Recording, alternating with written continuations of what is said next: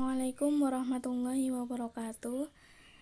Saya Nurul Mufti Saadah. Di sini saya akan menjelaskan sedikit tentang keterampilan variasi stimulus di dalam mata kuliah Kemampuan Dasar Mengajar. Pengertian keterampilan variasi stimulus.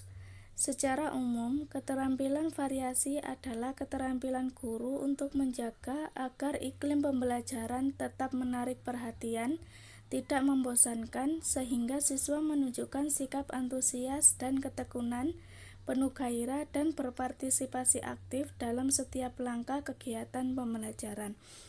Di sini yang dimaksudkan adalah setiap orang pasti memiliki kejenuhan dalam pembelajaran, merasa bosan, jenuh, bahkan mengantuk. Nah, biasanya kondisi seperti ini disebabkan karena penyajian guru atau mengajar guru tidak menarik.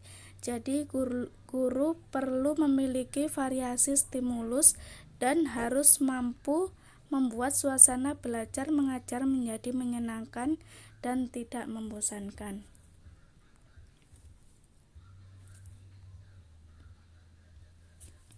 Selanjutnya adalah ada tujuan variasi pembelajaran menurut Pupu Fatur Rahman dan M. Sopri Sutikno. Yang pertama adalah agar perhatian siswa meningkat. Selama proses belajar mengajar berlangsung, siswa dituntut untuk memperhatikan materi, sikap, dan teladan yang diberikan guru.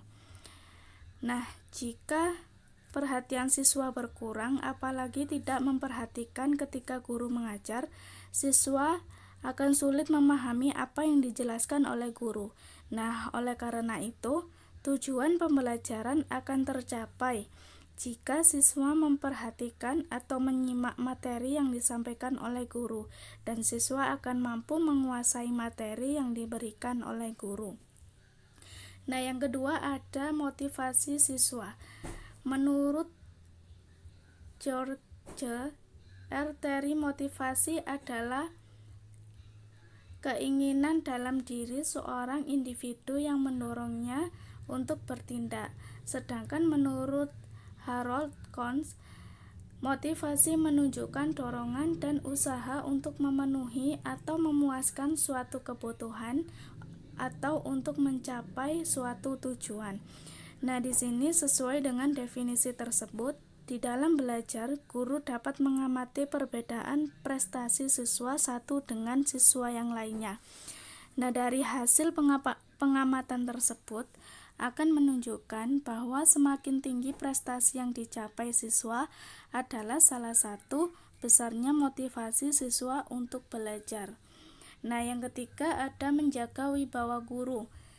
Guru harus mampu mengajar dengan penuh percaya diri, memiliki kesiapan mental dan intelektual, memiliki kekayaan metode, keluasan, teknik, dan sebagainya.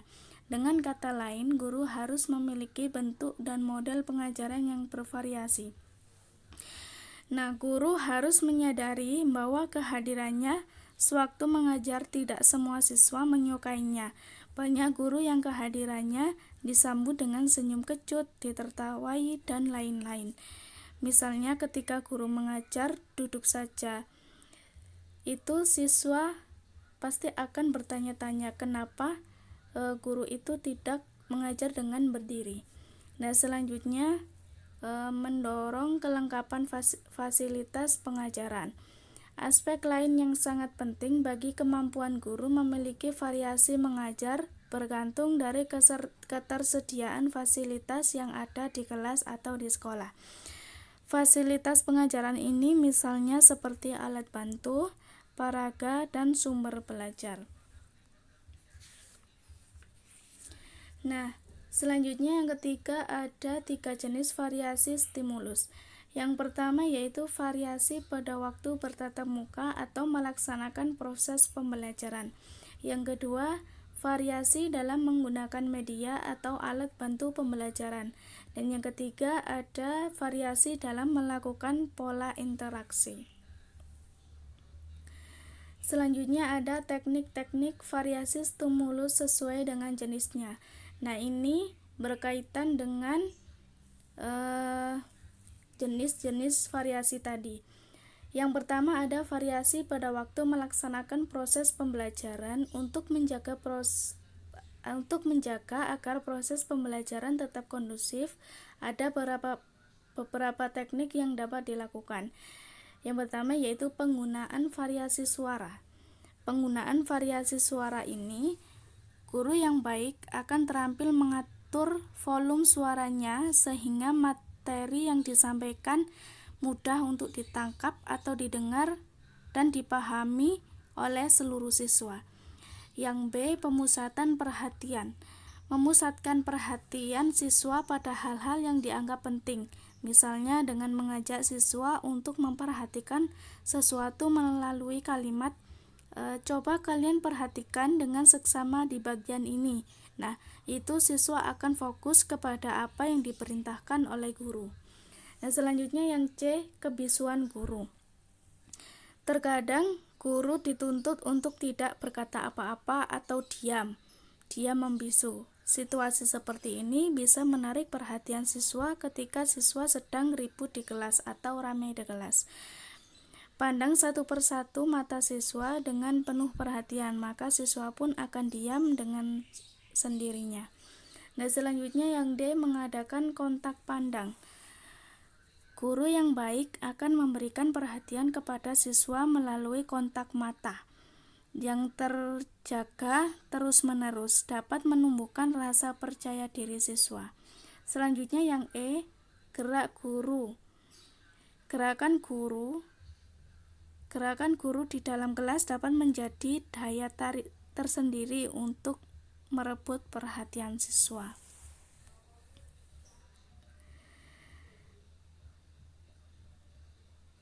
Selanjutnya, yang kedua yaitu variasi dalam penggunaan media dan alat pembelajaran.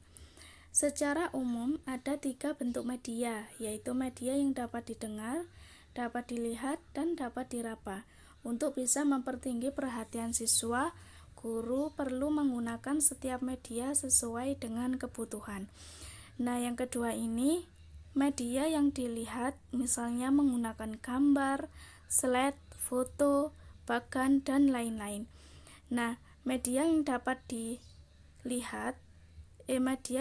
didengar misalnya menggunakan radio, musik, deklamasi, puisi, dan lain-lain. Selanjutnya media yang dapat diraba misalnya peragaan, model, dan lain sebagainya. Yang ketiga yaitu variasi dalam interaksi. Guru perlu membangun interaksi secara penuh dengan memberikan kesempatan seluas-luasnya kepada siswa untuk berinteraksi dengan lingkungannya. Nah, ini yang dimaksud adalah guru perlu menggunakan variasi interaksi dua arah, yaitu siswa-guru-siswa. Jadi tidak hanya satu arah kepada guru saja. Selanjutnya ada prinsip-prinsip penggunaan keterampilan variasi. Dalam menerapkan keterampilan dasar mengajar, mengadakan variasi perlu diperhatikan beberapa prinsip yang berkaitan dengan pencapaian tujuan sebagai berikut. Yang pertama yaitu variasi hendaknya digunakan dengan maksud tertentu, relevan dengan tujuan yang dicapai sesuai dengan tingkat kemampuan siswa dan hakikat pendidikan. Yang kedua, variasi harus digunakan secara lancar dan berkesinambungan sehingga tidak merusak perhatian siswa dan tidak mengganggu pelajaran. Nah, yang ketiga, sejalan dengan prinsip 1 dan 2, komponen variasi tertentu memerlukan susunan perencanaan yang baik. Selanjutnya ada tujuan dan manfaat keterampilan variasi. Yang A, menimbulkan dan meningkatkan perhatian siswa kepada aspek-aspek pembelajaran yang relevan dan bervariasi. Yang B, memberikan kesempatan berkembangnya bakat yang dimiliki siswa.